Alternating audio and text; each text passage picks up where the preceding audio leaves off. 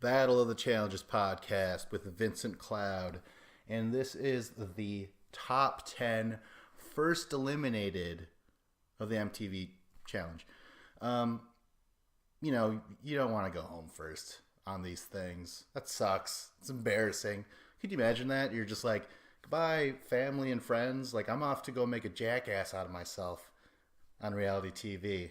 Nobody wants to do that. So it really does suck to go home first. And we're just going to discuss the most memorable, the most like, oh shit, that was huge in terms of the game. Names, like if they're just icons of the challenge and they're sent home first, you're like, what the fuck? Or like, I don't know. There's all different reasons why this list is the way it is. Let's start off with number 10, Corey, from the Corey versus Nelson in Vendettas. Now I know that there was technically a fucking purge, and there was like two people that were given the boot right away. I think it was I want to call him Joe Rogan, but it wasn't Joe Rogan. It was like some sort of Rogan O'Connell or something like that. And then I think it was Nicole. So the very beginning episode, we got rid of two people. Now I could talk about them, but it's a purge. They weren't really eliminated in the traditional sense of the word. Which, by the way, there's not going to be any people on here that were like voted off first. Like Veronica could have been on here, but she was voted off. It's not necessarily the same thing. It's all about elimination and combat and shit. But okay, so I don't even remember which episode this was, because this is what Vendettas was stretched over fucking one episode was like 2 to 3 episodes long. But eventually they had their very first elimination of the season, and it was between Corey and Nelson. And this gets on the list because it was just so embarrassing. Like, it was, were they like kicking soccer balls, but the soccer balls were on fire. They had to kick it across, like, they were opposite each other, and they had to block the fireballs. And weren't the rings, the nets on fire? Like, everything was on fire. And it was very insane. It was cool to look at. But once the competition started, it was so fucking bad because neither Corey nor Nelson really did those types of sports, And so it went on forever. And neither one could really kick it. And you know what, though? I do remember thinking the ball seemed weird. Like, it wasn't just your typical soccer ball. It seemed almost lighter in a way. It actually looked like a foam ball, but like soaked in like kerosene, so it would be on fire the entire time or some shit. I don't know. It was very bizarre, but it was very awkward. It was very embarrassing for the both of them. And I think eventually TJ was like, "Oh, holy shit! God damn it! This is bad." Thank God we didn't have this first elimination on the very first episode. But eventually they just had to like... There was also really weird rules, wasn't there? Where like you weren't allowed to use your hands or something. Like when defending your goal.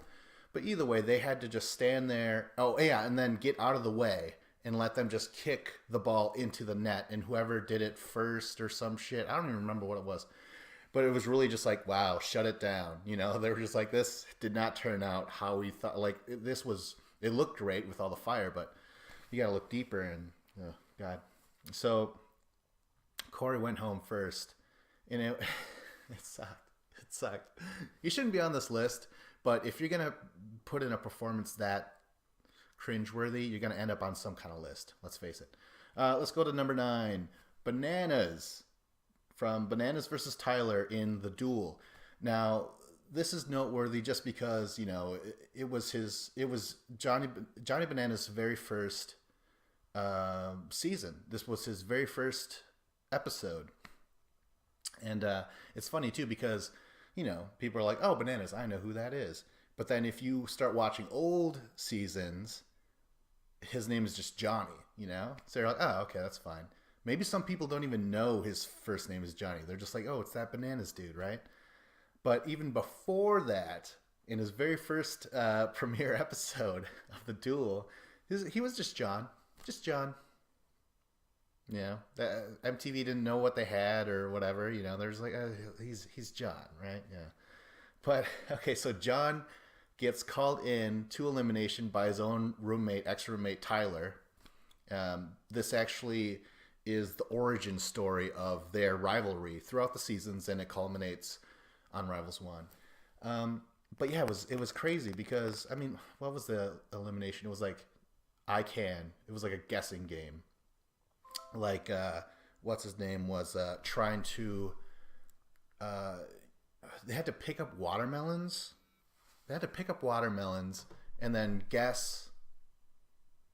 It doesn't matter. The fact is that Bananas went home first. Oh no, it was like Tyler's like I could lift 5 watermelons, and Bananas like I could lift 6. And Tyler kept on like upping, and you have to up until finally Bananas is like Tyler, there's no fucking way you could lift 24 watermelons. Go ahead and do it, because if Tyler can't, then Johnny wins and shit like that. So Tyler was able to lift these watermelons. Yeah, and Bananas, I think what he say is like, or I mean John was like, there's no way. He had no idea how much a watermelon weighed, basically. He's like, watermelons, all I know are bananas. So yeah, he went home first. So it's most memorable because if you want to see his first outing as a challenger, it's very short-lived. Number 8 is Ace. And this was the Ace versus Jeremy in the Inferno. This is memorable because not only does Ace leave first, but he leaves first a lot. And this was just the beginning of him leaving first. But it was also funny too because it was like this was the Infernos, and the Inferno, especially one, not 2 or 3, but just the first one was more like how we think of like Fear Factor back in the day, where like it was like gross shit and like long marathon types of things where you have to like lie in a coffin of disgusting rotten milk for 8 hours or something like that. Is that sort of shit. So Ace and Jeremy are getting ready to. It's called Bug Helmet, I believe. And you sit there. They put a glass box over your head, and then they just pour caterpillars and shit, all these creepy crawlies and stuff. And they just put the box over Ace's head with some crickets in there. I mean, I'm sure there was more creepy crawlers than that. But he was like, fuck. He like pushed out his head immediately, and he's like, I'm out of here. Fuck this shit. And everyone was just shocked. I remember that. They were just like, are you fucking kidding me? And he just like takes off his helmet. He walks out of the Inferno. I think he walks right to the dock because like that's where like all the losers get on the boat and they get sped off. And everyone was just like, they liked him up until that point, and that was the worst part. They were just like, we like him. He looks great. He's he looks physically gifted and shit. But yeah, it was a huge shock. Number 7, David Broom. This was from David versus Sarah in the Gauntlet. Now I just remember this because again, first season of the challenge, in which there are physical eliminations and it's co-ed, so it didn't fucking matter, right? So David Broom, who's like this big dude, lovable like bear of a guy, everyone's just like, man, you're like, not only are you physically gifted, but you're a fucking decent man, and he was on Real World. And then on the Road Rules side, there was Sarah Grayson, where everyone hated her, and she wasn't a physical specimen, like they were all just like, fucking, look at her. And so they put those two together. They ended up going against each other. Fuck, I should have wrote this shit down. Dead Man's Drop, where you have to like go above a pool, put your legs in a like a bar, a hanging bar, hang upside down, and whoever can do that the longest wins. And would it have to be because David Broom was such a big dude and such a heavier man that it was just harder for him to keep himself up there? That could have been the case. Or it could have been just sheer willpower. I mean, David had all the support behind him, but Sarah had all the hate on her, and maybe that just fueled her fire. Yeah, and it was crazy because David Bromey falls down. Everyone's shocked. mad, sad. No one's glad because they all wanted Sarah out of there. And I just remember that, and I liked that David guy. I think this wasn't his first season. I think he was on Battle of the Sexes 1 or something like that. And I really liked him there. And yeah, that was really shocking when he left.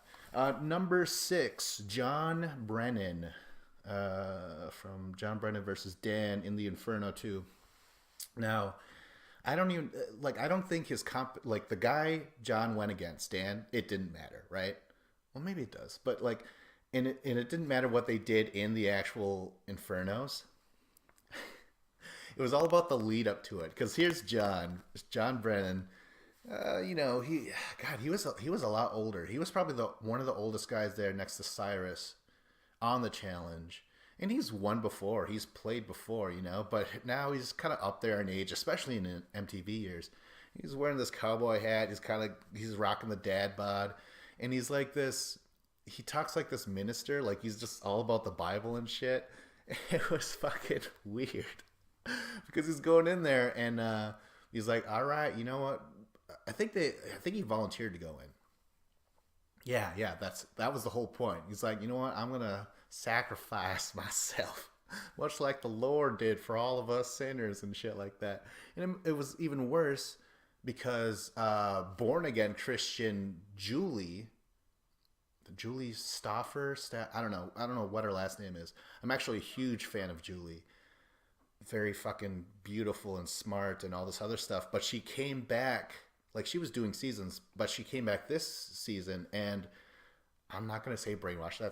That's mean. But she found Christ, and so those two were I thought they were married. This was before I knew who Julie was. I think I watched this season first. So I was like, oh my gosh, she's like, oh my God, he's like Jesus Christ is gonna, he's going up there for us. Nobody understands. And I was just like, oh my gosh, don't make such a big deal about this, but it was kind of fitting because it was called the Inferno and it was good guys versus bad guys. That was the theme. And, he walks into the Inferno and it's like they're in a giant cage and there's fire. And he's going against what I could only imagine he's seen as the ultimate sinner, Dan. Dan was this flamboyant gay guy on the Badasses team. So I'm just so glad that John lost. Although it might have been more interesting for him to just wear on people and just always carrying his Bible around and shit. But it was, I don't know. I just remember that. Let's get to number 5, Chet. This was from Chet versus Frank in Free Agents. It started off really competitive. I mean, Frank is one of the better challengers we've had in recent years. Although, god damn it, season 25, how long ago was that? But he went against Chet, and it was the ball's end thing. This was all very physical on Free Agents. You hold the ball, you got to get past the guy who's defending the basket, and you slam the ball in there, and they're wearing shoulder pads and helmets. Now, it's interesting because this helmet, they're wearing helmets with a glass shield. Or it wouldn't be glass, I suppose. It would be a hard plastic. But you know what I'm saying, right? They go against each other, and eventually there's blood on Chet's helmet thing, and his chin is cut open. And, they call a timeout. And I think TJ gave him the option. He's like, man, that's pretty nasty. So you could either keep fighting, or you can get it stitched up and DQ yourself. And that was really weird, I don't recall much people getting given the option if they could keep going or not with such a, because it. This is what sucks, right? Because Chet does choose to get stitched up. He's like, I got a modeling career. I'm like, what? Hands, David Duchovny? He chooses to leave. Everyone's just like, oh God, Chet, what a pussy and shit like that. And part of me feels like, well, I mean, that was pretty nasty looking. It was pretty gross. It did look like it was pretty serious, but everyone gave him shit. And I don't really like Chet myself, but just looking back uh, objectively, I was like, well, I don't know. Maybe I would have done the same thing. Who knows? But I just remember that. But going back to the helmet thing, and there was like blood. And I remember I think they used that bloody helmet on the promotions of the season, and then you're like, holy shit, this is serious. This is physical and shit. But the next time that they used balls in, because they kept on recycling these eliminations throughout the season, the next time they use it, there's no shield at all. How does that make sense? Part of me felt, I remember when I first watched it, I was like, wait a minute. Because, there's a bit of cynicism in me. I'm such a hardcore challenge fan. I'm just like, oh, come on, guys. There's no need to fake this shit. But it seemed kind of fake or something because, the the rip looked real. But the blood on the glass thing, I was like, that just looks like it was done, like, I don't know, by a producer. Just like, this looks cool and shit. But why get rid of the guard? You're just going to get cut open even more and shit like that. So I was like, that doesn't make any sense. Unless it was the shield that somehow tucked and got into his chin, or maybe it was Frank's. But that doesn't even seem to make any sense either. So I don't know. I was just always like, kind of like, what is going on here? It was a very bizarre set of circumstances. But that's how we got it on the list. Number 4, we have Tyree. It was Tyree and Dunbar versus Rob and Derek in Rivals 2. Here's the thing. Tyree is not the best competitor. I mean, he's, and that shouldn't be taken away, like, about his personality. You know what I mean? Like, there's some people who are, like, no personality and no competition. You're just like, why the fuck are you here? But I didn't mind Tyree. I thought he was kind of cool. And... but he's known for going home early or losing. Like, he could have been on this list going against Alton in Inferno 3, He just doesn't do very good, right? So, season after season, he comes back. He only gets so far. One season elimination, he's out of there. I think him and Davis were the first guy team going home in Rivals against Kenny and Wes or whatever. But, it was just this running joke about him just doing terrible and stuff. He even goes home sometimes. There's just things that happen.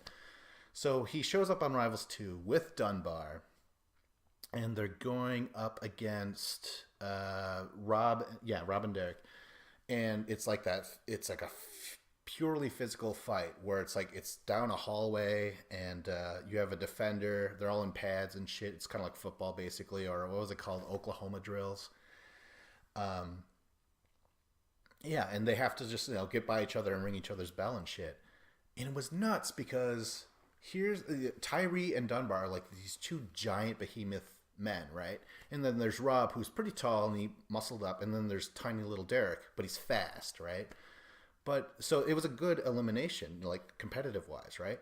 But fucking, it came down to the wire where Tyree was holding down his guy and Dunbar was getting past his dude to ring the bell, right?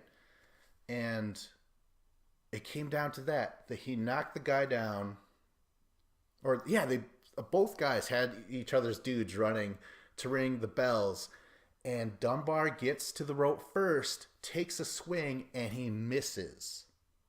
Meanwhile, the other guy, I think it was Rob or Derek, it was probably Derek, he gets by his dude, probably Tyree, and rings his bell. Tyree did everything that was asked of him. Dunbar fucked up.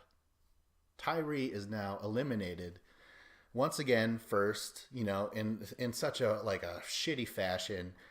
And I remember like the last time you see Tyree is like he's just fucking, he's like this huge dude, but his head is down and he's just walking away from this, like the set and shit, never to be seen again on the challenge.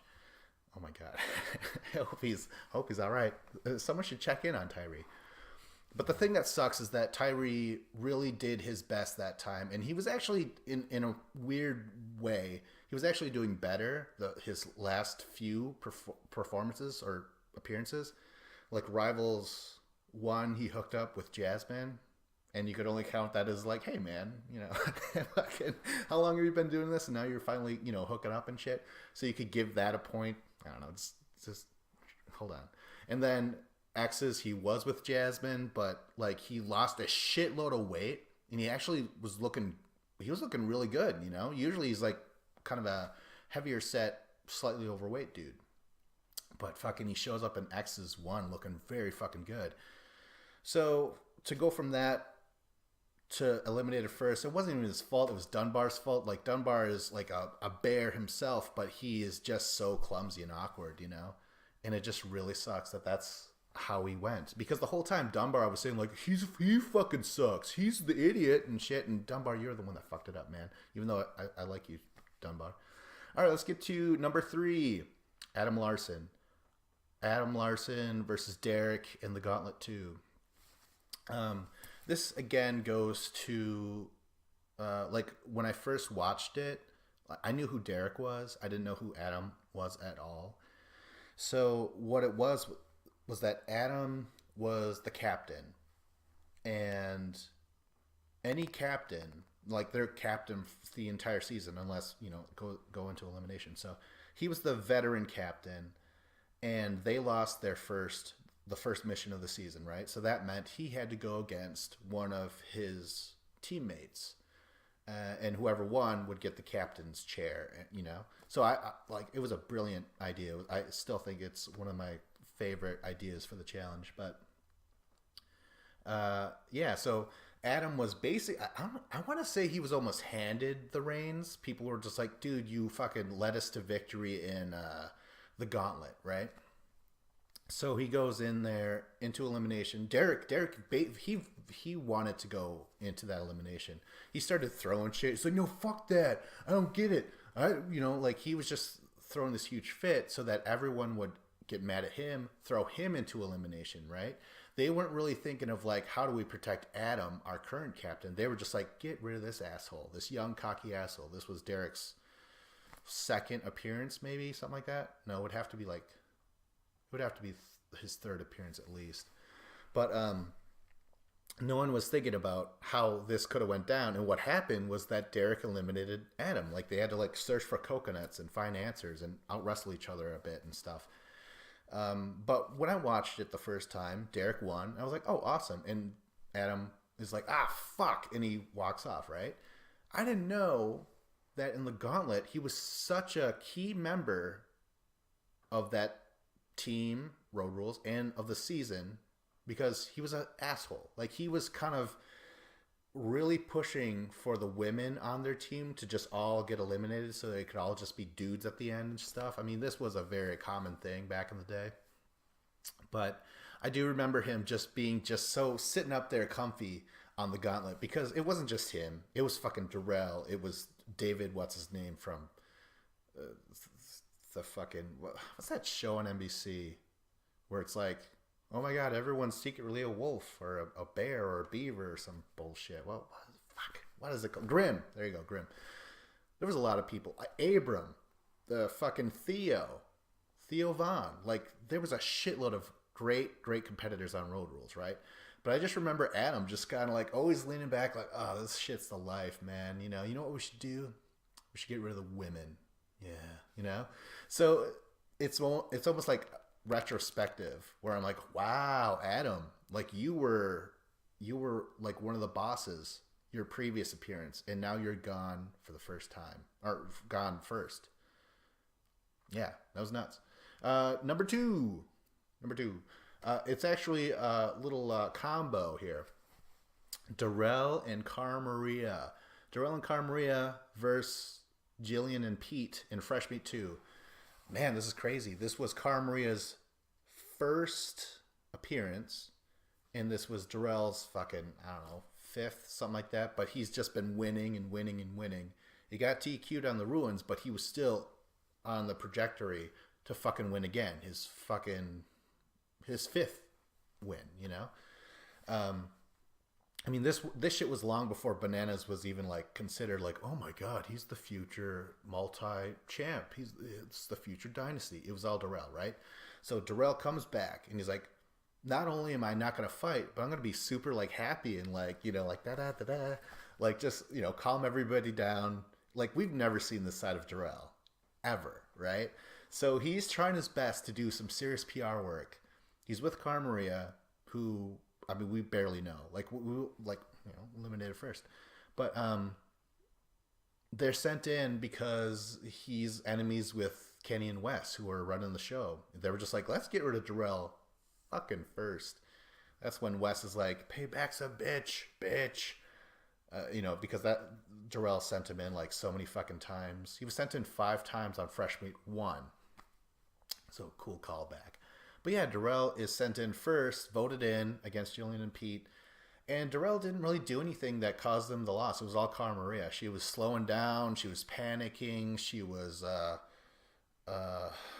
did she cry? I don't know, but she was pretty damn close. We've all seen Cara Maria when she starts to freak out and like, oh my God, I can't do it. I'm not Wonder Woman.